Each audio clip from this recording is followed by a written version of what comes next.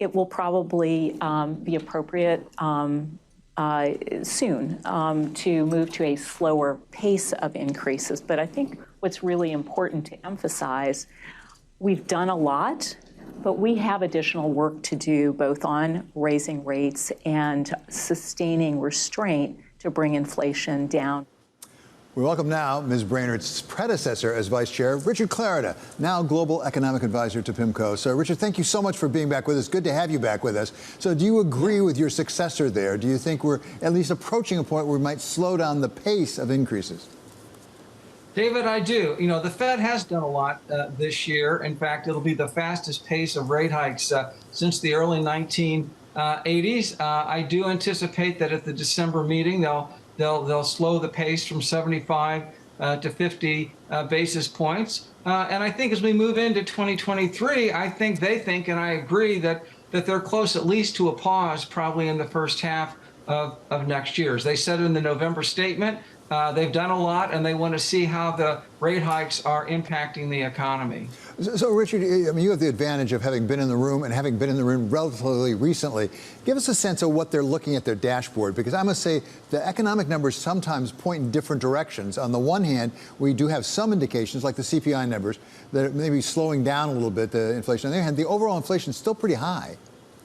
It is. And, you know, the challenge the Fed faces, and other central banks in the world, is that the economy is running hot, and in particular, wages in the economy are growing much faster than consistent with the 2% longer run goal. And so I think that the Fed will be looking at the labor market data.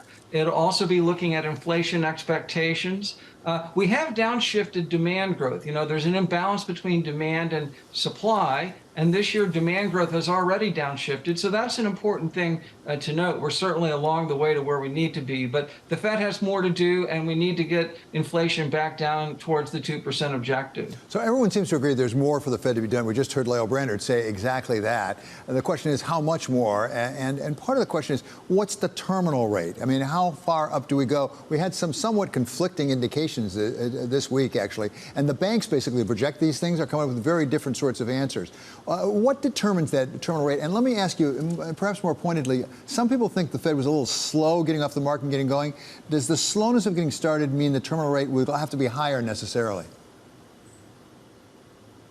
David, I don't think so. I think what launching the rate hikes in March did mean, and I think Chair Powell recognized this pretty early on, was that it made sense to get to the destination pretty quickly. And that's why we've had the 4 successive 75 basis point hikes. My sense right now is the committee believes, and I share the view, that my baseline view is that I want to get the funds rate around 5%. If the inflation data comes in on the soft side, maybe 4 3/4. If it comes in on the hot side, maybe 5 1/4, or perhaps, as President Bullard indicated, maybe north of that. But I think around 5% in the spring will be at a level where they've done a lot. They realize that inflation responds to policy with a lag, and I think that that'll be a good place to take stock. So I think that I wouldn't call that necessarily the terminal rate. I hope it is. If the inflation data doesn't improve, then they may have to do more, but I think they will pause at around 5%. So, Richard, I think you just put the finger on the thing that at least perplexes me, which is a two-place function. I mean, you've got what the rates are. You also have what inflation is. And how restrictive that is depends on how far and how fast inflation comes down. So going into the spring, if you're at 5%, how far down do you need to get inflation before you say, OK, that's restrictive enough? It's an excellent point because typically monetary policy does operate with a lag, so the Fed wants to look ahead. And indeed, for example, Governor Waller and others have made reference to comparing the policy rate to where professional forecasters think inflation will be towards the end of the year. And I appreciate that point. My own research actually indicates that's a simple thing to do. I think the challenge they face, David, is that, quite frankly, the Fed's record at forecasting inflation has not been very good, including when I was there last year. And so I think it's going to be a balance between adjusting policy according to both the forecast and the incoming data. Richard, it's not just the rates that are going on. We also have so-called quantitative tightening as you try to run down the balance sheet, which had gone so far up. Give us your sense of what that is doing right now to financial conditions in the United States. Well, David, it is tightening conditions. Again, quantitative tightening is reversing quantitative easing. So the Fed's balance sheet is shrinking. Now, it's been very well telegraphed, and so markets certainly understand the pace and the modalities of tightening, but it is serving to tighten financial conditions, and that's consistent with what the Fed wants to do in terms of raising rates. So, Richard, that takes us to a subject that I know you've heard a lot about, we read about all the time, which is perhaps a problem with liquidity in the Treasury market. There's more volatility in the Treasury market, as I understand it, but that's inherent in raising rates. The question is there additional volatility because there's not as much liquidity? We hear, at least anecdotally, that some people are having difficulty buying and selling large lots of Treasuries. Yeah.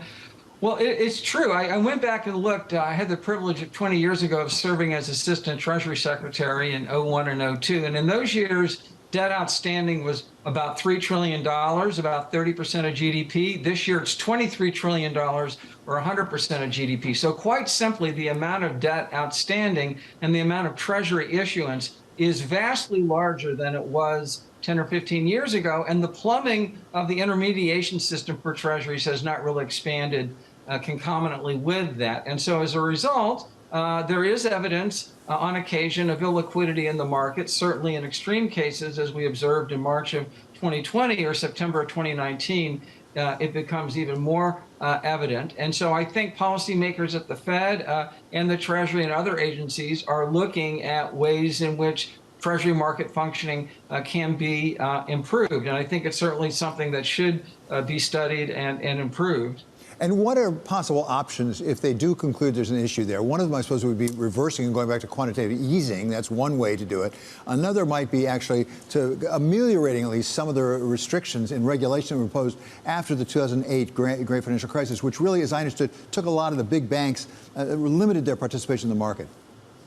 Well, it's right. And so I think that one of the things, David, that we did in the spring of 2020 is that we did relax something called the supplementary leverage ratio, in the sense that we would not count bank reserves or Treasury holdings against that leverage ratio. The idea is we wanted to encourage banks to lend in the pandemic shutdown. And the Fed indicated when it let those exemptions lapse that it would review whether or not it made sense to include Treasuries and reserves in that leverage calculation. I'm sure that analysis is ongoing, but I think that's certainly something worth serious study. What is the rationale actually for the SLR? Not sure I understand it, because I would think the Treasuries are as close to risk-free as possible. You know, the history of this is before the GFC, David. We had risk-based standards for banks, and so Treasuries are not risky. Other bonds are more risky. There was a sense broadly in the global community, not just in the U.S., but through the Basel process in Europe and Asia, central bank and policymakers agreed that it made sense to have a supplementary leverage ratio that typically would not be binding most of the time, but it could prevent, if you will, financial institutions from gaming an entirely risk-based system. However, we discovered in March of 2020 the banks were in great shape. The banks were part of the solution, not part of the problem, and there can be perverse consequences of having a supplementary leverage ratio, especially when the central banks are doing large amounts of QE, because they're creating reserves which the system has to absorb. So I think it's certainly something the Fed could address, and I think it could make a lot of sense.